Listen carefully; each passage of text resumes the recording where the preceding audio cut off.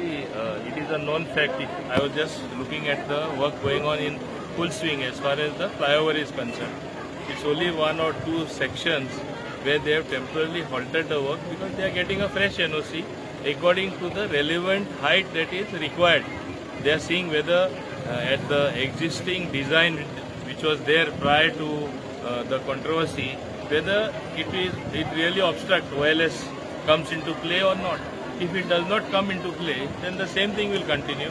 Suppose they decide, the National Highway Authority and the Airport Authority of India and the Navy, suppose they decide that that height is okay, it will remain so. Suppose some changes are to be done, National Highway Authority of India will make the necessary changes in the height. So what is the problem? There is no question of stopping the flyover.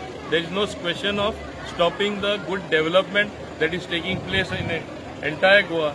But there are some negative people, they catch one small string and they try to blow it out of proportion. Like how much they were raving and ranting. They are known for that. People have lost faith in what they say.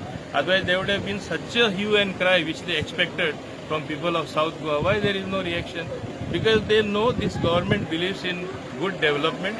Government will definitely see that the flyover is complete to its fullest, serving the people of Goa. Do you want a scenario tomorrow? I want to ask these people. Now people are residing here, there, in Daboli, next to airport. They have to cross over.